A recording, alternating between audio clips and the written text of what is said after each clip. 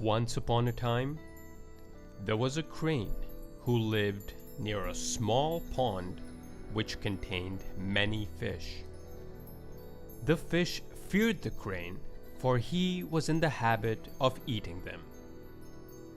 For many years, the fish kept their distance from the crane. After years of living in the pond, a terrible drought befell the residents of the pond. The water level lowered, which exposed more fish, and the crane was able to eat more of them. In fact, he got quite fat. However, the crane discovered that no matter how easy it was to catch fish, and no matter how many he ate, he was never completely satisfied. He had no control over his appetite. He decided that if he were to eat all the fish in the pond, only then would he find true happiness. In order to catch all the fish in the pond, the crane thought up a clever plan. He would force the fish to trust him by deceiving them. Then, when they trusted him the most, he would gobble them all up. He was very pleased with himself for thinking up such a trick. To begin with, the crane sat down on the shore. He remained quietly in one position, just like a holy man in the forest. This was intended to get the fish to trust him. The fish came to him and asked, "Sir Crane, what are you thinking?" The holy-looking crane answered, "Oh, my dear fish, it makes me sad to think of your future in this drought. I am thinking about the coming disaster." The fish feared the crane, but respected his prowess. They said, "Sir Crane, what disaster is coming to us?" To which the crane replied, "Look around you. There is very little water left in this pond. You are also running out of food to eat. This severe drought is very dangerous for you poor creatures." Then the fish asked, "Dear crane, what can we do to save ourselves?" "My poor little ones," said the crane, "you must trust me and do as I say. If you allow me to pick you up in my beak, I will take you, one at a time, to another pond. That pond is much bigger than this one. It is filled with water and covered with lovely lotuses. It will be a paradise." When they heard the part about the beak, the fish immediately suspected that the crane's motives were nefarious. They said, "Sir Crane, how can we believe you?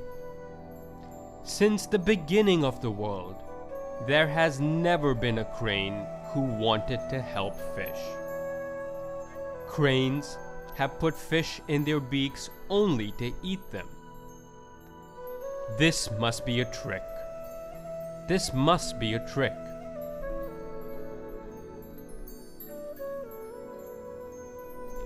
The crane then raised his head and made himself look as dignified as possible. He said, "Please don't think such a thing. Can't you see that I am a very special crane? I have lived with you your whole lives. Where would I be without you? You should trust me. But if you don't believe me, send one fish with me, and I will show him the beautiful pond.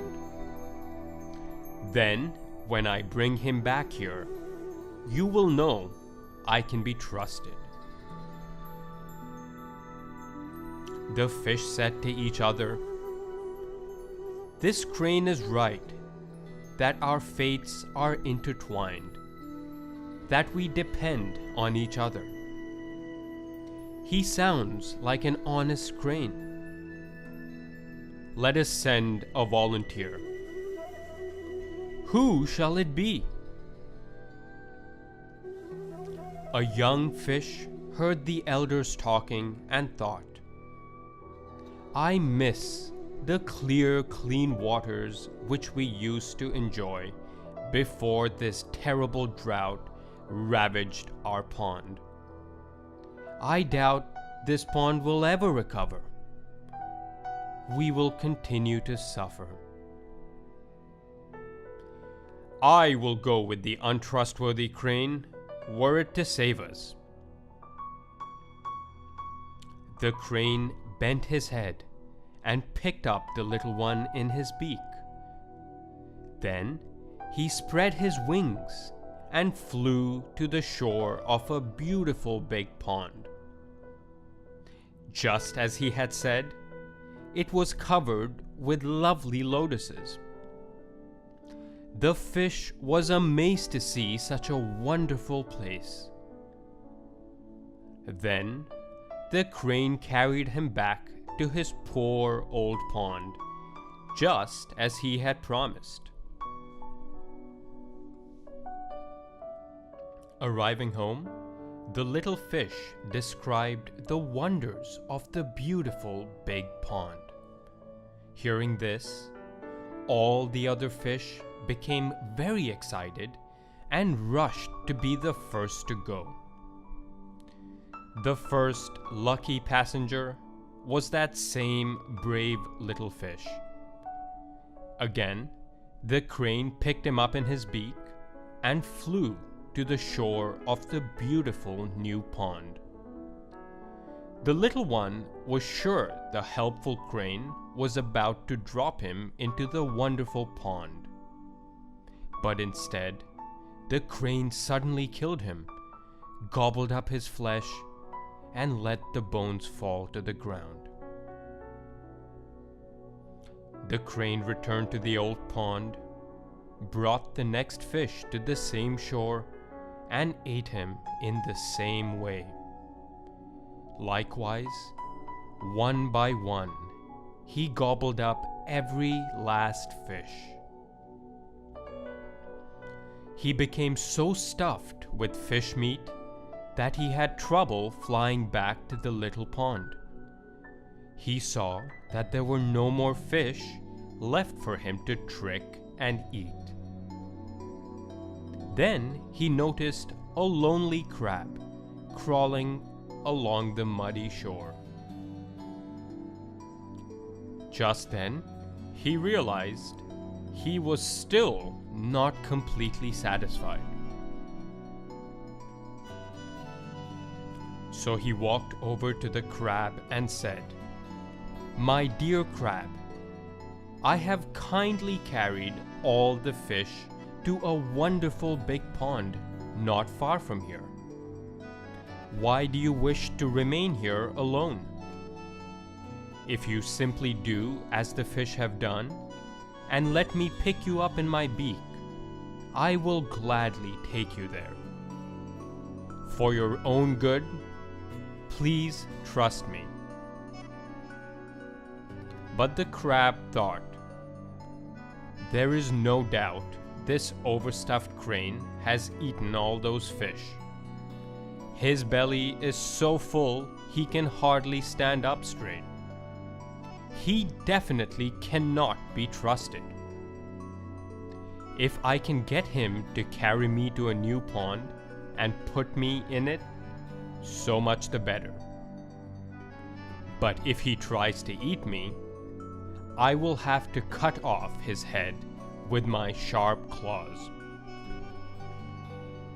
Then the crab said, "My friend Crane, I am afraid I am much too heavy for you to carry in your beak. You would surely drop me along the way.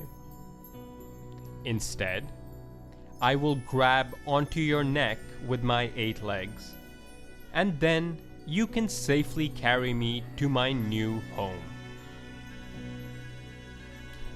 The crane was so used to playing tricks on others that he did not imagine he would be in any danger, even though the crab would be grasping him by the throat. Instead, he thought, "Excellent. This will give me a chance to eat the sweet meat of this foolish, trusting crab." So the crane permitted the crab to grab onto his neck with all 8 legs. In addition, he grasped the crane's neck with his sharp claws. He said, "Now kindly take me to the new pond."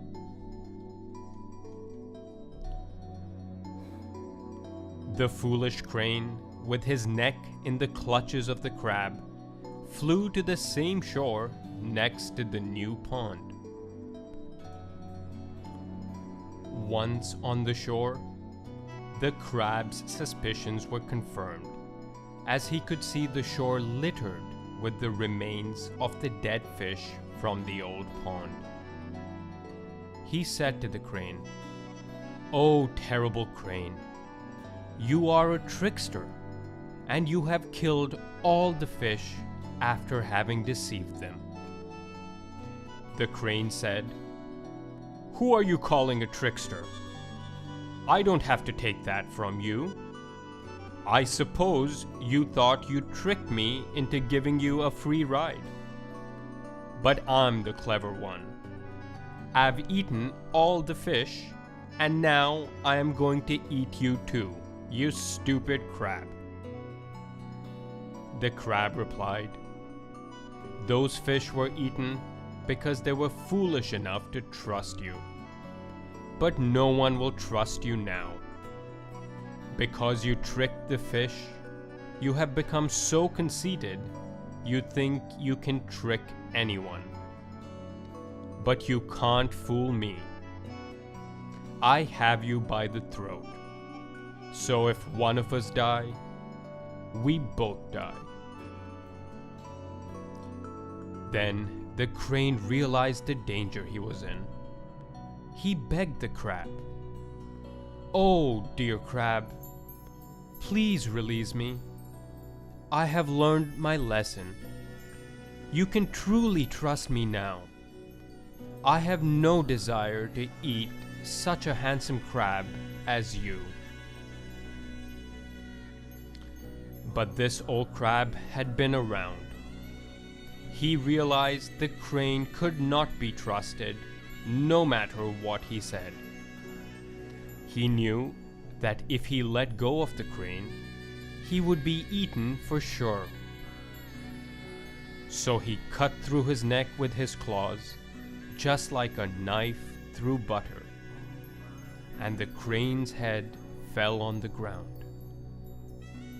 Then the crab crawled safely into the wonderful pond. The moral of this story being, the one who lived by tricks and lies, no longer trusted, now dies.